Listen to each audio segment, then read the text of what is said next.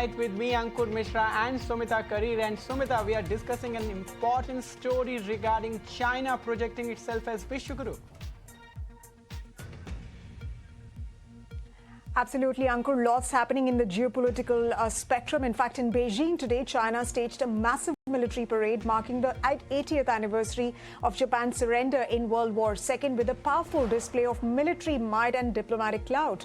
President Xi Jinping stood front and center, flanked by none other than Russia's Vladimir Putin and North Korea's Kim Jong-un in a show of unity amongst the three leaders. In fact, the parade held in Tiananmen Square showcased advanced weaponry, including ballistic missiles, hypersonic missiles, and AI-powered drones, and that signals China's growing military prowess, Ankur.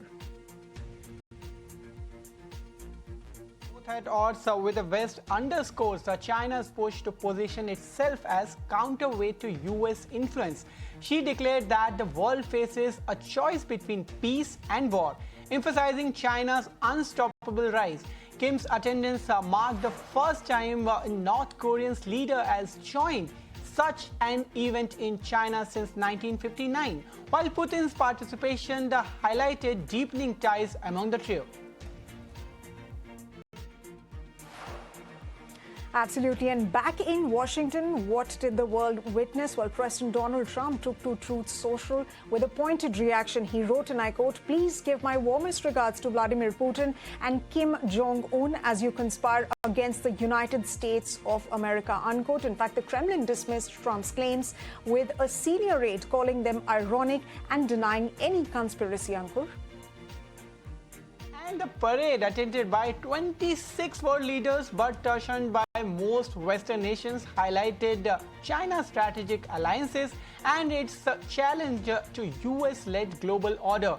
As geopolitical tensions rise, this display of solidarity and strength raises questions about the future of international relations and shows China's undeniable rise. And we ask the important question hence. Is the world ready for a Chinese worldview? Can China be the new Vishwaguru?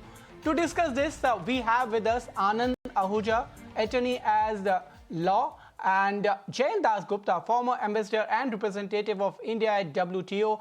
Gentlemen, welcome to India tonight. My first question to you, Jayant. They say that picture speaks a lot, and today's display of strength by China, does it say more than just pictures?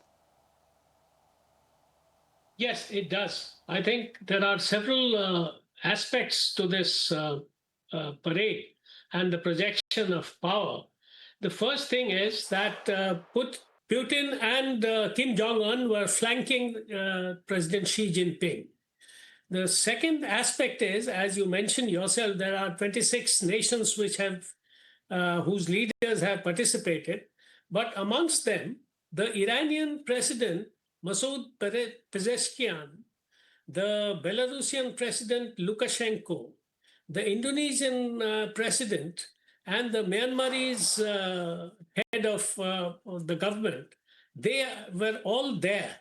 So I think this is also showing that there is an alternative to the West-led, the US-led Western powers coalition, which has so far ruled over the rest of the world in terms of both economic might and military power.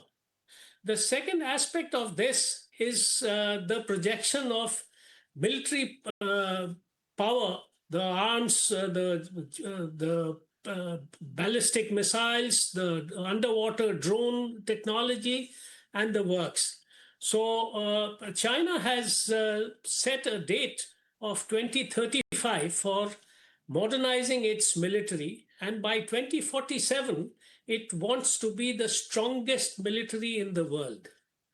The third aspect is that President Xi in the recent past has mentioned something about the centenary of the Communist Party to emphasize sovereignty, which has been interpreted to mean it is 2027 when the Chinese Communist Party commemorates 100 years.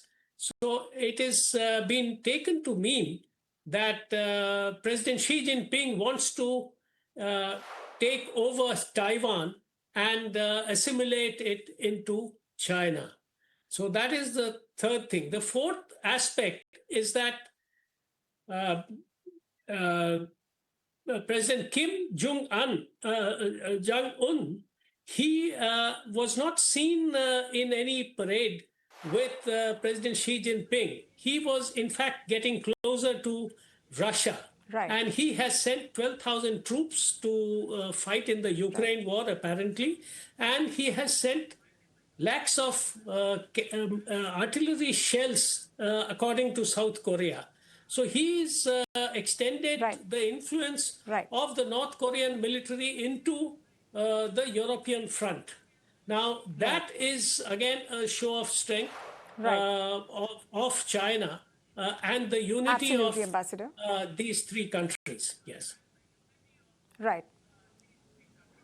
Absolutely, Ambassador Das Gupta. So, the event essentially was a milieu of very interesting optics coming out together, essentially suggesting that, this China-led world order could signal strength. And let me also bring on board on this panel Dr. Sanjay Kumar Pandey, who's a professor at the Center for Russian and Central Asian Studies. Let me get in a perspective from you, Professor. How is the world essentially looking at China at the moment? Is a world order led by China an eventuality that the world could be looking at? Well, as the ambassador very rightly said, Xi Jinping wants to show that there is an alternative set of countries and leaders who have a different worldview, who may not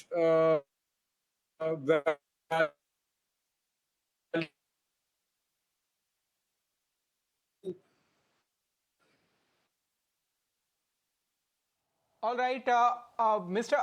Ahuja, let me come to you for a comment because these kind of forums are often presented to show the strength to the world, not just a basic event. I want to understand from you how will it impact the other agencies which are at function currently. You talk about IMF, you talk about other forums. Do you think these kind of steps or the reorientation which is happening currently will have a long-term impact on even these forums?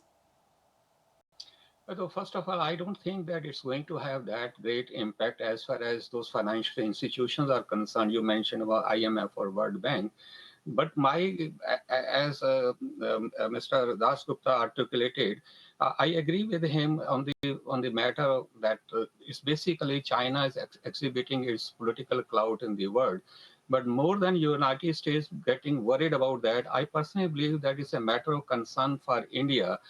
Mr. Das Gupta mentioned there are 26 heads of states from different parts of the world, but he did not mention that Shehbaz Sharif was also there, is there in the parade.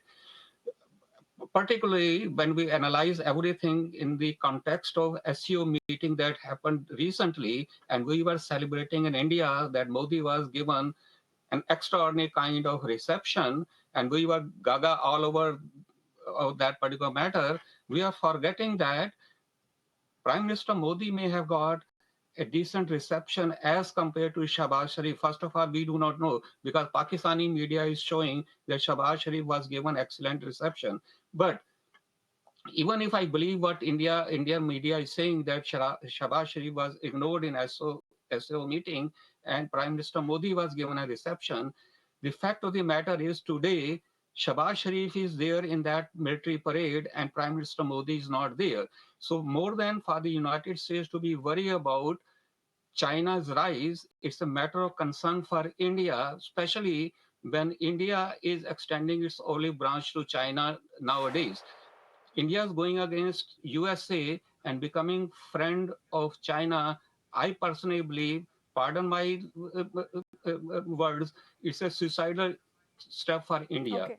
We are forgetting that it's a tussle between India and China to have supremacy in global south. It's not a tussle between America and China to have that So supremacy essentially, in the global south. right, sir. Right.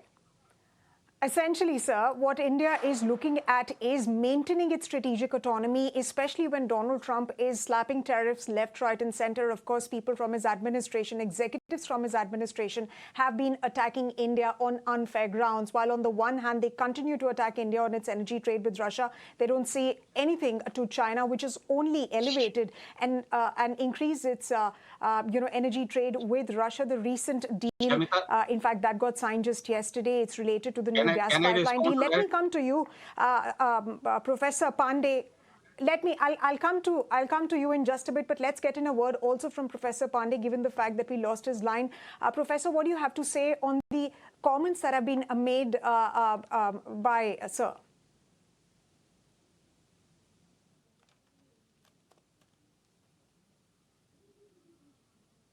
Professor Pandey, you're on mute. If you could please unmute yourself and then respond to my question.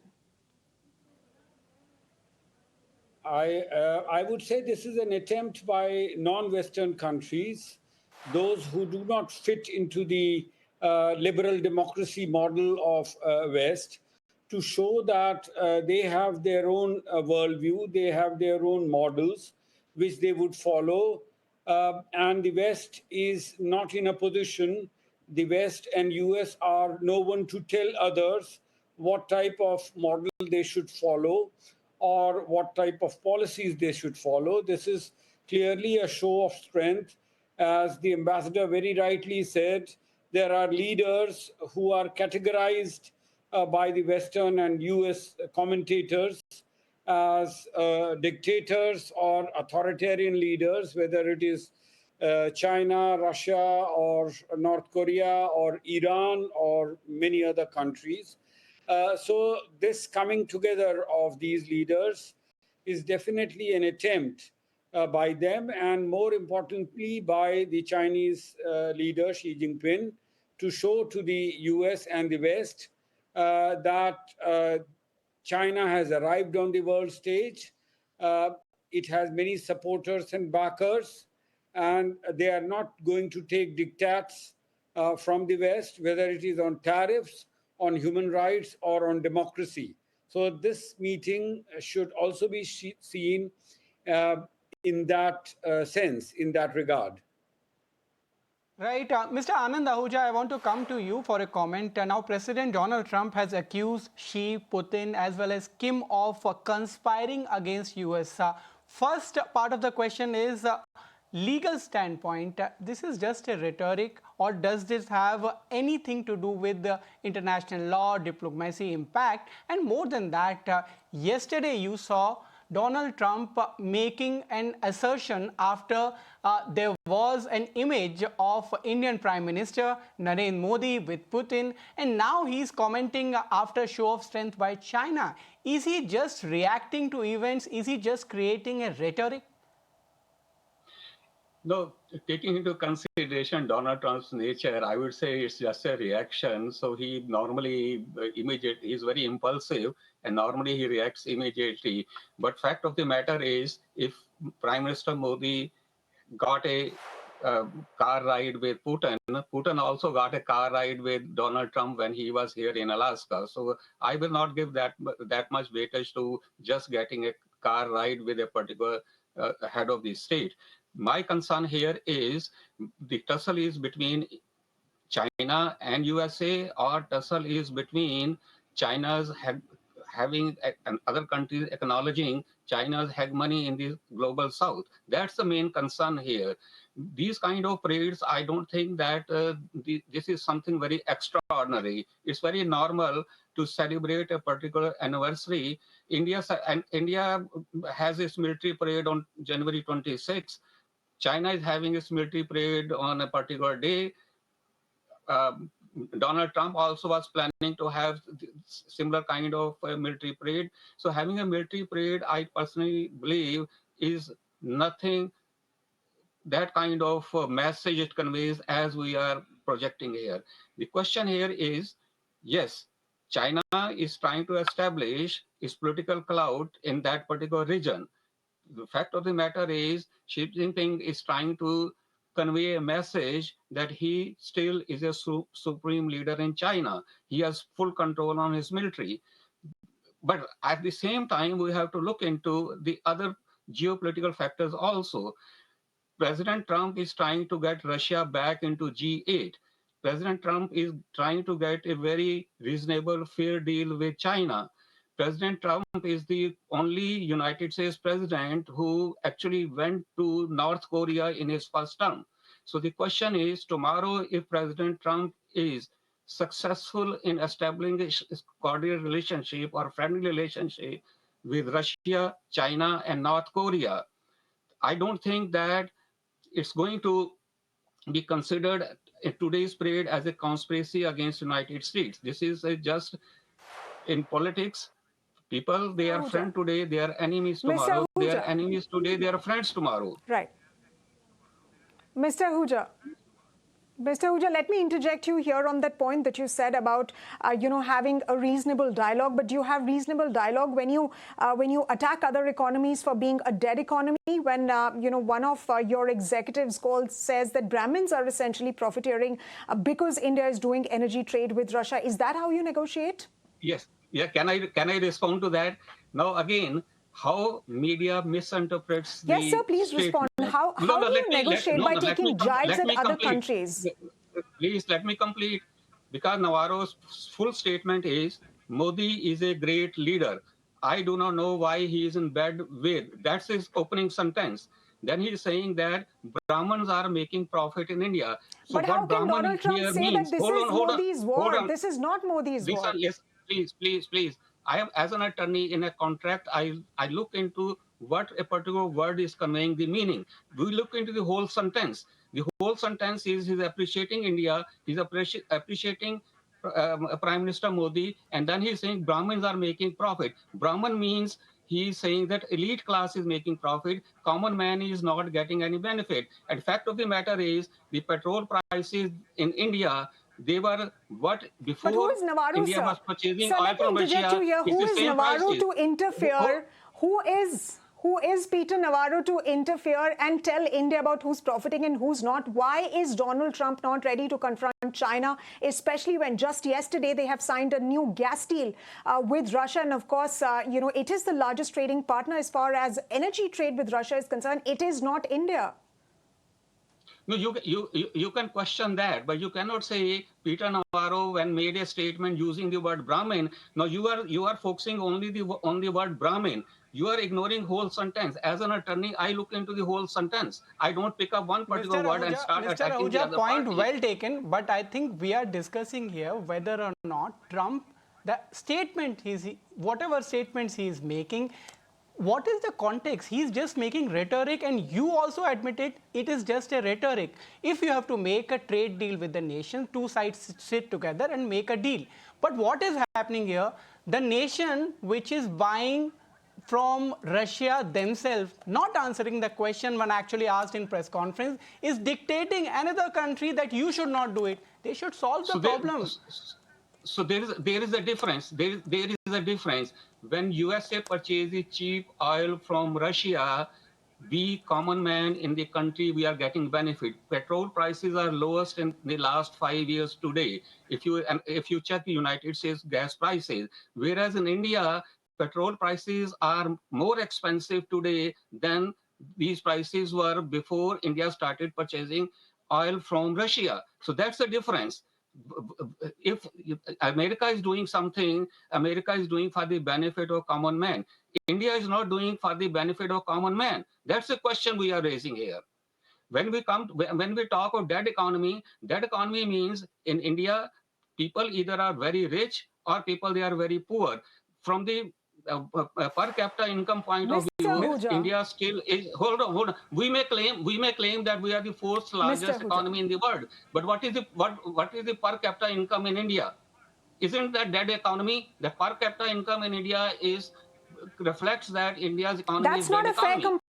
That's not a fair comparison, Mr. Ahuja. India has consistently performed over the past few quarters, and even right after the COVID pandemic, Right What is after the per COVID capita pandemic, Mr. Ahuja, I'm sorry, I'll have to move on to the other guests. Let's also listen into Ambassador Das Gupta. Ambassador Das Gupta, now Donald Trump has called SCO largely performative. Is Trump simply just terrified, or is he envious of the kind of strides that economies like China and India, for instance, have made? I think the comment of performative was attributed to Bessent, not to Trump, if I'm not wrong. Scott Bessent, the Treasury Secretary. And India's participation in SCO, though it was announced well in advance that Prime Minister Modi would be going to Tianjin, I think it has come as a bit of a surprise that he would actually carry on with his plan. The second point was the bonhomie shown between Xi Jinping and PM Modi to a certain extent, and much more markedly between President Putin and Prime Minister Modi. I think that has I think it has been a bit of a jolt. It has caused a bit of a jolt to the President Trump's aides, in the sense that India continues to be defiant. India has not stopped buying Russian oil, Russian arms, and it is now extending this friendship to the next higher level. So I think this is what has caused this statement that it is only performative, that in the sense that it is not a very substantive kind of an organization. The Shanghai Cooperation Organization has several objectives. Amongst them, of course, the economy. It has a cell for anti-terrorist structure. It has trade. It has tourism. It has a variety of other subjects on which it discusses. But so far, there has not been any earth-shaking communique or decision taken by the SCO. And there are countries, disparate countries, which are also, Pakistan is there, for instance, and India is there. So are Armenia and Azerbaijan. And so is Turkey, which is a member of the NATO and also part of the European Customs Union. So, in the sense of this organization coming up with Right, Mr. Das Gupta, point showing... well taken. I just want to draw attention to one of the comments which was made by Xi Jinping today. Choice between peace and war. Is this a strategic signaling or a threat? Mr. Pandey, I want to get a comment from you. Well, it can be interpreted in many ways. Talking about peace and war can have many meanings. There are many conflicts going on all over the world. And this tariff war is one type of war that US is unleashing on many countries. One point also I would like to highlight is the fact that while Trump has not exactly been very charitable with his old friend Modi, he has expressed keenness and desire to meet the three leaders that you have shown on the screen. That is Xi Jinping, Putin. He has already met once and talked to him half a dozen times since becoming president. And also the North Korean president, he has met in the earlier presidency and again is keen to meet. So he may say what he wants, but it is also true that he is looking forward to meeting these leaders whom he otherwise criticizes.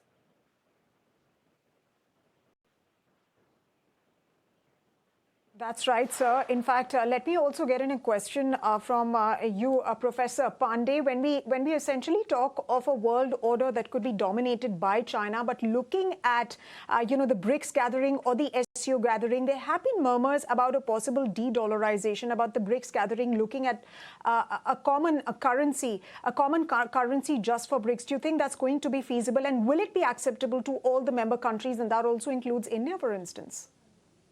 Not in near future, I'm afraid. There have been attempts by China and Russia in their trade, by Russia and India not to use dollar, but it can go up to a point, not beyond. dollar, and there may be attempts by other countries to engage in barter trade or to engage in trade through their national currencies. But there are limits and limitations, as has been made clear in recent times. So de-dollarization is definitely one objective. There are moves in that direction, but it will take some time, quite some time, before anything substantive actually happens. But there are other alternatives. I mean, BRICS and SCO are also coming up. There is something called a BRICS Bank. SCO has also proposed, and these are taking shape and doing reasonably well.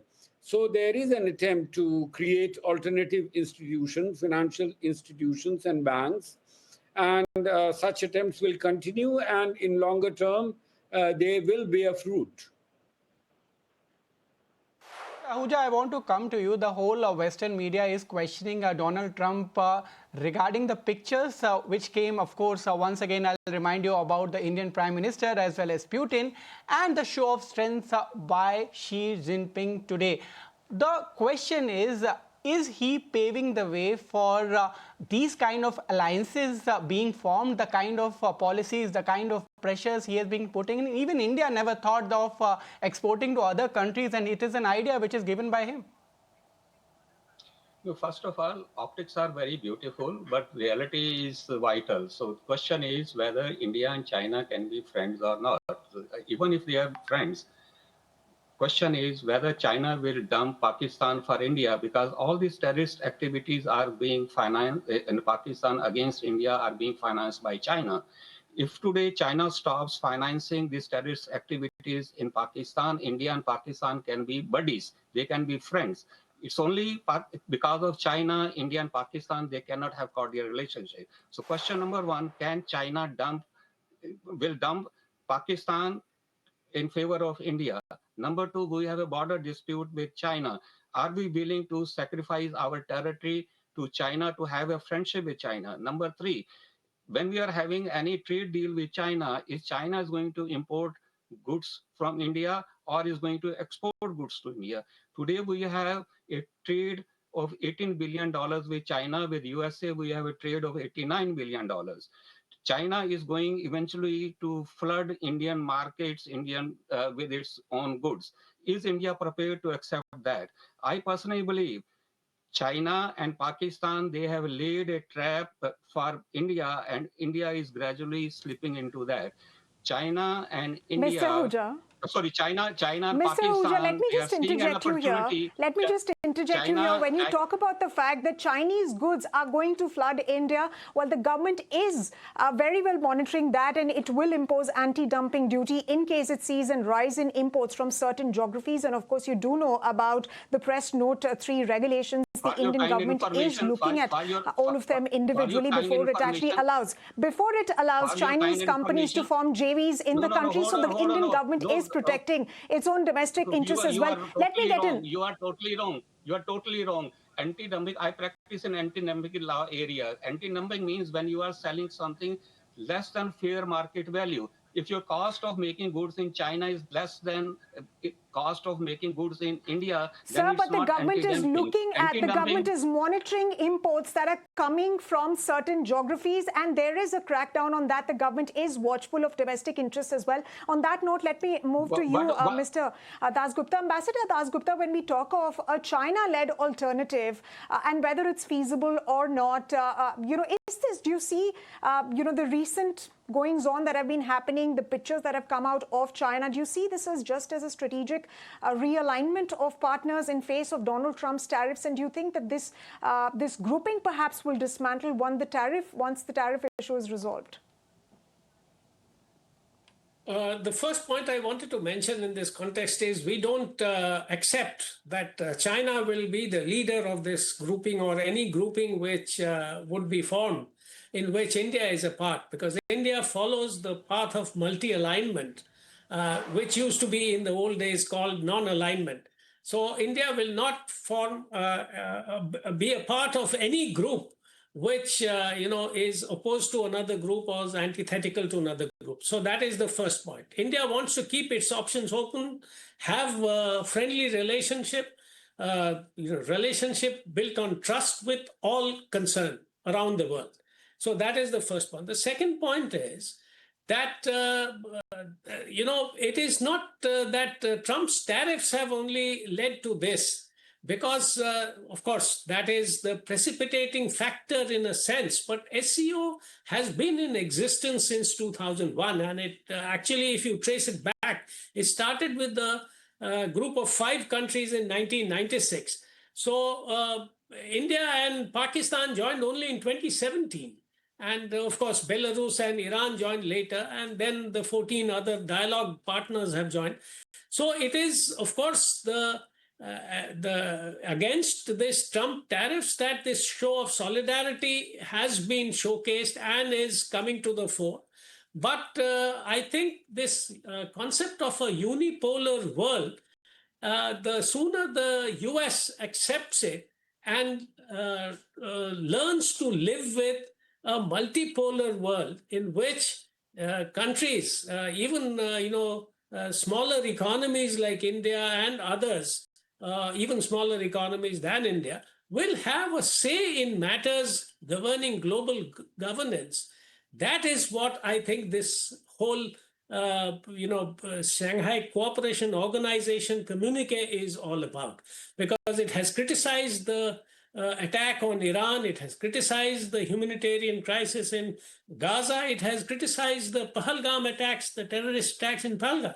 So it is a multifaceted kind of a thing, and I don't think it is just confined to the Trump tariffs and it will disappear once the Trump tariffs are withdrawn or rolled back or whatever. One important point which Mr. Dasgupta you made was China will of course present itself as a leader, and India, being a supporter of multilateral kind of arrangement, will not like it in the future. How should India balance it out? You would have seen statement which has come in from a commerce minister saying that trade talks with US are also continuing and we are expecting some kind of results by the month of November. Do you think we are not going to align with anyone and this kind of setup will continue, where on one hand we are of course posturing with China, standing united with our neighbors just to show off our strength to US, but on the other hand the diplomatic talks continue? Yes, it is part of multi-alignment that we will keep the doors open for talks with ties, of friendliness and trust building in all matters, including, of course, trade, but in all matters. So that our dialogue with the US will continue. I think the Prime Minister has indicated, of course, not mentioned it explicitly, but the Commerce Minister has said it.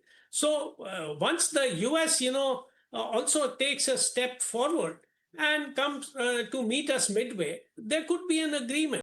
So I won't put it past that. And the other point is that on trade, let us not forget that India walked out of RCEP because of China, basically. And India is on the verge of concluding a very long-awaited negotiation, which had been going on since 2007 in respect of the European Union. And it is most likely to conclude by about December. The Absolutely, European Trade Commissioner is going to visit India shortly. Absolutely. And I'm sure this will figure very, very prominently in his discussions with the Prime Minister and the Commerce Minister. So we are agnostic about the group from which a particular country belongs. We will have friendly relations with everyone, but we will do it in our national interest. Right. Right. Very rightly put, Ambassador Dasgupta. Let me ask you another question, since you brought up the EU-India FTA. And of course, this is something that we also heard from the German foreign minister as well earlier in the day today in a joint press conference with the external affairs minister, that they're looking forward to both the sides resolving the differences and perhaps concluding that arrangement soon. And that's essentially what India is also looking at. But Trump once again has attacked India, and he said that no deal is happening. But Minister Goel, on the other hand, he has said that he hopes that a deal would be sealed by November, by fall, as both the leaders had planned in February this year. How do you read into those conflicting statements? Because on the one hand, the United States is stating that there is no deal which is happening, but the Commerce Minister is hoping for a deal to conclude by fall this year. Well, I would put it very bluntly. President Trump can say whatever comes to his mind. He is not known for his diplomatic finesse. So he can say that there is no deal which is forthcoming. India should have withdrawn the tariffs, high tariffs. It had much longer, much earlier. So that is what President Trump has been doing. He's been rubbing people the wrong way, starting with President Zelensky, and which was there for the whole world to see. Now, in the case of India, we have kept the door open. We have not shut the door saying that, all right, no further talks till you withdraw this 25% tariff. We have not mentioned it even once. So it is part of diplomatic intercourse that we keep the doors open and we say that, yes, we will talk. We are prepared to talk, and we look for a favorable outcome for both sides. And that is, in that context only, I think the first tranche of the agreement, bilateral trade agreement, was to get concluded by fall, which is October or maybe early November. So I think Minister Goel has been mentioning in that context only. But if the US does not come forward and balks at, getting into an agreement with India, so be it. All right, Mr. Das Gupta and Mr. Ahuja, thank you so much for joining at this hour with your views. So definitely, whichever alignment and realignment happen, India has made its stance clear that national interest is supreme. With this, it's time to take a very quick break, but after the break, a lot coming up.